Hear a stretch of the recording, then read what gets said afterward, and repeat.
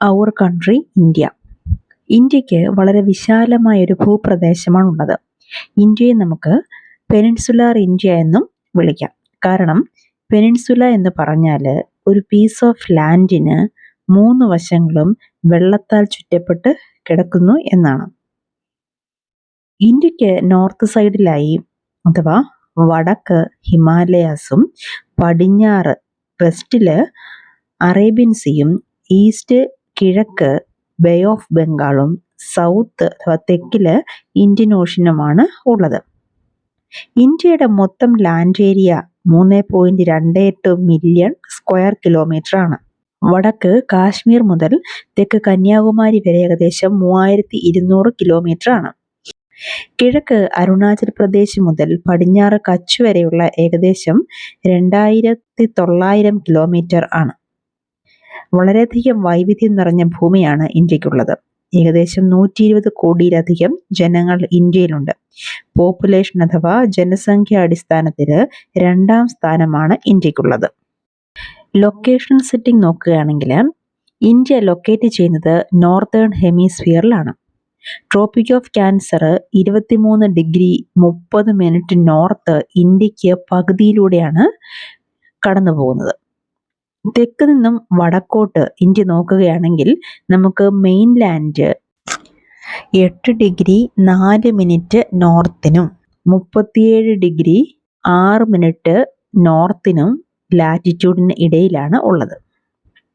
പടിഞ്ഞാറ് നിന്നും കിഴക്കോട്ട് നോക്കിയാൽ 68 ഡിഗ്രി 7 മിനിറ്റ് ഈസ്റ്റിനും 97 ഡിഗ്രി 25 മിനിറ്റ് ഈസ്റ്റ് ലോങ്ങിറ്റ്യൂഡിനും ഇടയിലാണ് ഇന്ത്യ.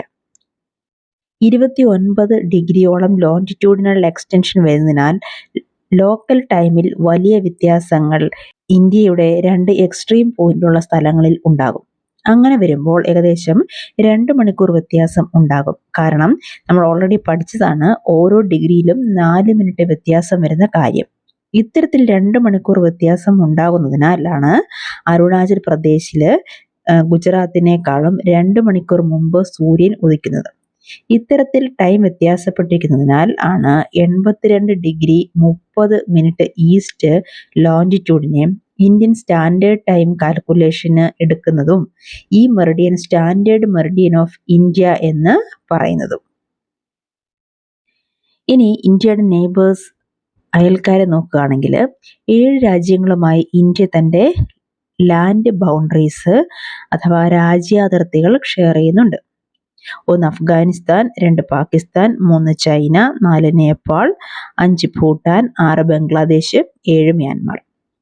ശ്രീലങ്ക ഇന്ത്യയിൽ നിന്നും വേർപെട്ട് നിൽക്കുന്നത് പാക് സ്ട്രൈറ്റ് എന്നൊരു ഇടനാഴി വഴിയാണ്.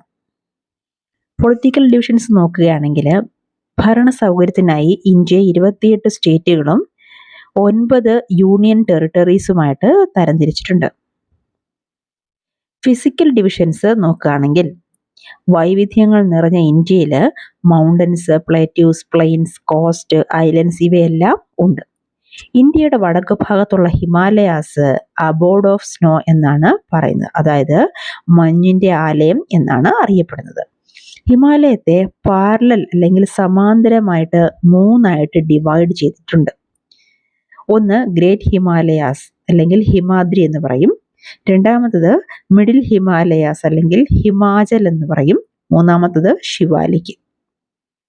പിക്ചറിൽ നോക്കിയാൽ അവിടെ സ്ഥാനം നമുക്ക് മനസ്സിലാക്കാനായിട്ട് സാധിക്കും. പാരലലായിട്ട് പോകുന്ന 3 ഹിമാലയൻ മൗണ്ടൻസ്.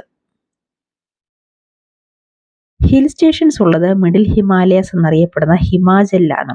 ഏറ്റവും തെക്കേ അറ്റത്തുള്ള ശിവാലിക് ആണ് ഏറ്റവും തെക്കേ അറ്റത്തുള്ള ഹിമാലയത്തിന്റെ നിര.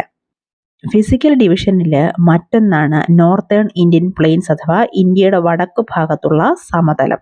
ഇത് ഹിമാലയത്തിന്റെ തെക്കു ഭാഗത്താണ് കാണപ്പെടുന്നത്. ഇൻഡസ്, ഗംഗ, ബ്രഹ്മപുത്ര തുടങ്ങിയ നദികളും അവയുടെ ട്രിബ്യൂട്ടറീസും ചേർന്ന് നടത്തുന്ന അലൂവിയൽ ഡെപ്പോസിഷൻസ് വഴിയാണ് ഈ പ്ലെയിൻസ് അഥവാ സമതലം രൂപം കൊള്ളുന്നത്. ഈ റിവർ പ്ലെയിൻസ് വളരെയധികം ഫെർട്ടൈൽ അഥവാ ഫലഭൂയിഷ്ടവും കൃഷിക്ക് വളരെ അനുയോജ്യവുമാണ്.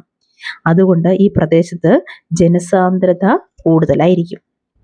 അലൂവിയൽ ഡെപ്പോസിഷൻ എന്താണെന്നാൽ വളരെ മൃദുവായ മണ്ണ് നദികൾ ഒഴുക്കിക്കൊണ്ടുവന്ന് നദീതടത്തിൽ അല്ലെങ്കിൽ റിവർ ബേസിനിൽ നിക്ഷേപിക്കുന്നു. ട്രിബ്യൂട്ടറീസ് എന്ന് പറഞ്ഞാൽ ഒരു മെയിൻ റിവറിലേക്ക് ആ നദിയുടെ ഏതെങ്കിലും വശങ്ങളിൽ നിന്നും ഒഴുകി വരുന്ന നദിയെയാണ് അഥവാ കൈവഴിയാണ് ട്രിബ്യൂട്ടറീസ് അഥവാ പോഷക നദി എന്ന് പറയുന്നത്. ഗംഗയും ബ്രഹ്മപുത്ര നദിയും ചേർന്ന് ഫോം ചെയ്യുന്ന ലോകത്തിലെ ഏറ്റവും വലിയ ഡെൽറ്റയാണ് സുന്ദർബൻ ഡെൽറ്റ.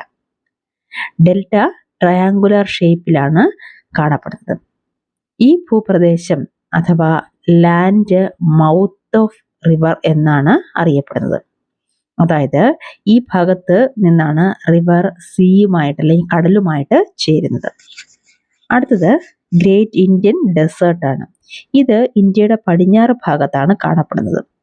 വെസ്റ്റില്, അതായത് ഇന്ത്യയുടെ പടിഞ്ഞാറ് ഭാഗത്ത് വളരെ വരണ്ട മണൽ നിറഞ്ഞ പ്രദേശമാണിത്. ഇവിടെ സസ്യജാലങ്ങൾ അഥവാ വെജിറ്റേഷൻസ് വളരെ കുറവായിരിക്കും. നോർത്തേൺ പ്ലെയിനിന് തെക്കു ഭാഗത്തായി കാണപ്പെടുന്നതാണ് പെനിൻസുലാർ പ്ലേറ്റ്യൂ. ട്രയാങ്കുലർ ഷേപ്പിലാണ് ഈ ഭൂപ്രദേശം കാണുന്നത്. നിരവധി കുന്നുകളും താഴ്വരകളും നിറഞ്ഞതാണ് ഈ ഭൂപ്രദേശം. വടക്കു പടിഞ്ഞാറ് അതിർത്തിയിൽ കാണപ്പെടുന്ന ആരവല്ലി ഹിൽസ് ലോകത്തിലെ തന്നെ പഴക്കം ചെന്ന ഹിൽസിൽ ഒന്നാണ്. പെനിൻസുലാർ പ്ലേറ്റ്യൂവിലെ ഇമ്പോർട്ടൻ്റ് റേഞ്ചസ് ആണ് വിന്ധ്യയും സത്പുരയും. ഈ റേഞ്ചസിന്റെ ഇടയിലൂടെ ഒഴുകുന്ന നദികളാണ് നർമ്മദയും തപിയും. പടിഞ്ഞാറോട്ടൊഴുകി അറേബ്യൻ സീയിലെത്തുന്ന നദികളാണ് ഇവ രണ്ടും. പടിഞ്ഞാറ് വെസ്റ്റേൺ ഘട്ട്സ് എന്നറിയപ്പെടുന്ന സഹ്യാദ്രി പെനിൻസുലാർ പ്ലേറ്റ്യൂവിന്റെ ബോർഡറായിട്ട് നിൽക്കുന്നു. അതേപോലെ കിഴക്ക് ഭാഗത്തായി ഈസ്റ്റേൺ ഘട്ട്സും ബോർഡറായിട്ട് നിൽക്കുന്നു. വെസ്റ്റേൺ ഘട്ട്സ് തുടർച്ചയായി പോകുന്ന മലനിരകളാണ്. എന്നാൽ ഈസ്റ്റേൺ ഘട്ട്സ് അങ്ങനെയല്ല, തുടർച്ചയായ മലനിരകളല്ല. മിനറൽസ്, അയൺ ഓറ്, call ഇവയാൽ സമ്പുഷ്ടമാണ് peninsular plateau. Western ഘട്ട്സിന്റെ വെസ്റ്റിലും eastern ഘട്ട്സിന്റെ ഈസ്റ്റിലും കാണപ്പെടുന്നതാണ് coastal planes. Western coastal planes വളരെ ഇടുങ്ങിയതും eastern coastal planes വിശാലവുമാണ്. Mahanadi, Godavari, Krishna, Kaveri തുടങ്ങിയ നദികൾ അവ ബേ ഓഫ് ബംഗാളിൽ പതിക്കുന്നു. 2 ഗ്രൂപ്പ് ഓഫ് ഐലൻഡ്സ് ആണ് ഇന്ത്യക്കുള്ളത്. ഒന്ന് ലക്ഷദ്വീപ്, ഇത് കോറൽ ഐലൻഡ്സ് ആണ്. കേരളത്തിന്റെ തീരത്താണ് ലക്ഷദ്വീപ്. 2 ആൻഡമാൻ നിക്കോബാർ ഐലൻഡ്സ്, ഇത് ഇന്ത്യൻ മെയിൻലാൻഡിന്റെ സൗത്ത് ഈസ്റ്റ് ബേ ഓഫ് ബംഗാളിൽ ആണ് ഇത് സ്ഥിതി ചെയ്യുന്നത്. ഇനിയും കോറൽ ഐലൻഡ് എന്ന് നമ്മൾ പറഞ്ഞില്ലേ, അത് കോറൽ എന്നാൽ കടൽ ജീവികളായ പോളിപ്സിന്റെ സ്കെൽട്ടൺസിനെയാണ് പറയുന്നത്. ഓരോ പോളിപ്സിന്റെയും കാലശേഷം അത് സ്കെൽട്ടൺ അവശേഷിപ്പിച്ചിട്ട് പോകുന്നു. ഈ സ്കെൽട്ടണിന് മുകളിൽ ആണ് മറ്റുള്ളവ വളരുന്നത്. അങ്ങനെ കാലങ്ങൾ കഴിയുമ്പോൾ കോറൽ ഐലൻഡ്സ് ആയിട്ട് ഇവ രൂപം കൊള്ളുന്നു.